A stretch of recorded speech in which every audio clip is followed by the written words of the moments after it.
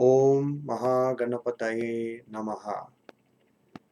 The ego intelligence versus unlimited intelligence. I want to break these two down based on a request feedback from one person. Now, the difference between ego intelligence and infinite intelligence, you can explain this in multiple different ways, and including quantum physics. So in quantum physics, you have what is the unified field theory, or the unlimited potential.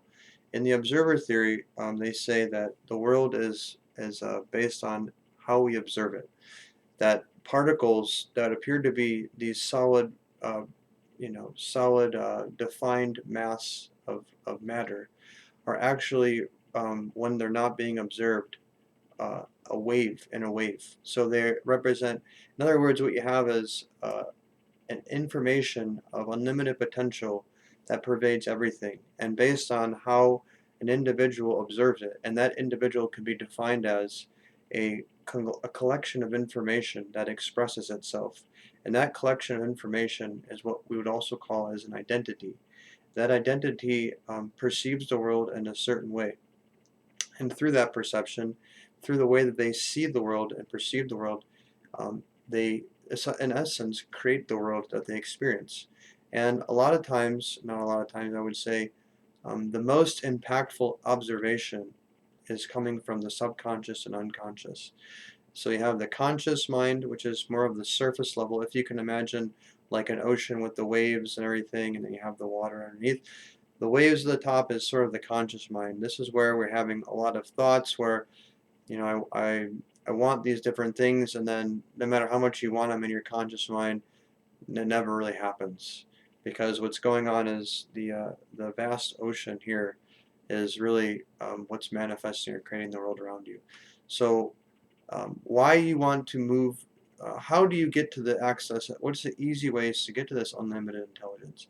Number one is to um, recognize the ego, which is not just something in the West where ego is typically said to be something that denotes someone who's looking down on someone. That can be a manifestation of the ego, but the ego is simply an identity. It means an identity. So step number one is to recognize that you are functioning through an ego intelligence. And just by recognizing that, it puts your awareness and allows you to surrender it. And that's step number two, is surrendering that limited intelligence. So don't engage in self-dialogue. Here's some practical tips. Don't engage in self-dialogue. Don't engage in worry, because the mind is sort of like, if you think of the mind like a software, it sort of has like a virus. It's not working properly. The mind has a tendency to worry all the time. It takes things and it just goes crazy, shooting thoughts. It just worries. And that's the waves of the top. And the goal of yoga, which is not just poses, yoga comes from the root yoke. It's the yoking of the conscious mind to the unconscious, and the unconscious here is representing that unlimited potential. And another simple way, probably the simplest way, is through archetypes. Archetypes are divine archetypes because there's different kinds of archetypes. You yourself are an archetype. An archetype simply means a blueprint of consciousness, or a collection of information, as we discussed before.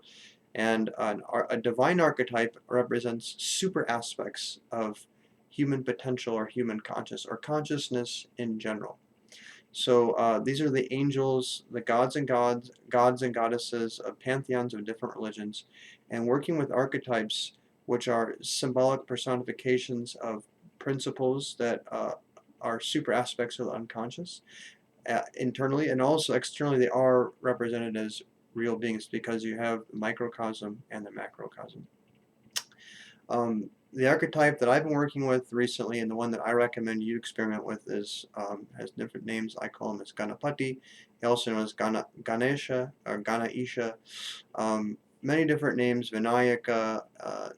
This archetype is the one with the elephant head, and using his symbols, so the way he looks, his mantra, his sound waves, all these different things are tools that you can use to yoke your conscious mind to the unconscious. And I will repeat what I said before, is surrendering. You have to surrender your limited identity to these higher aspects of yourself in order to bring that into your life and to observe it, if you will. And how do you do that? One way that I do that is through prayer. You can do it simply through prayer, constantly remembering of the being and allowing yourself to develop a relationship with the being. That's so important. Um, for some people who have never done this before, it doesn't have to be a Vedic god or goddess. If you connect with Jesus, if you connect with the Buddha, whoever it is you're connecting with, just keep remembering their name. Keep remembering them. Keep talking to them as if they are a real being, which in fact they are. And just surrender and allow them, pray to them to take control of your life.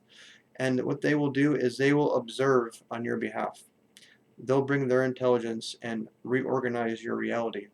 But you have to let go of your limited individual identity so that their identity can come forward. There's a saying in the Vedic tradition. I don't know exactly how it goes, but it's basically saying that the ego is more powerful than God. So that's why it's very important for you to make a conscious attempt to surrender the ego so that God can manifest through you, because everyone has God within them, and that's why Jesus said the kingdom is within, not without. What he's saying is the kingdom is beneath that limited identity. At the essence of all beings, the soul and all beings, when you remove all the sort of how do I put this? Not impurities necessarily, but uh, the static, and it becomes back to the infinite potential, which is a sort of a static or stillness, emptiness. And that's when you get the infinite, unlimited potential to, once you're centered in that, then you can create whatever you want. When you're centered in the wave, so to speak, which is where we're at now, it's very difficult to create anything. Then you have to take a thought and push it deep down. And when you're stuck up here, it's very challenging, if not impossible. It takes a very long time. So to really quickly recap, the limited identity, ego is your limited identity. You also have an unlimited identity. Both are existing simultaneously. The only thing is, our society and in general, we have been trained and conditioned to identify with our limited identity, which is John Doe, who has this job, who has these skills, who has this intelligence. If you understand that you have everything inside of you, and that spontaneous wisdom or intuition, which is untaught knowledge, is in fact possible, go and study the stories of saints. Go and study the stories of these beings who have been able to attain enlightenment. So you're able to see what's possible. And what you're doing is you're going to introduce your mind to all these different concepts that are just not being taught in mainstream society. That's why most people don't even have the conceptual lexicon to receive this information. So go and learn about what's possible. You don't need anything if you're rooted in the soul. Now, how to do that? The fastest and really simple way to do that is connecting with, developing a relationship with a divine archetype. That could be a prophet, that could be a messiah, a god or goddess, an angel, whomever you feel drawn to. I've said before, go after the beings who are chasing after you. The beings who are chasing after you, the ones you're going to get the best results with. How do you know they're chasing after you?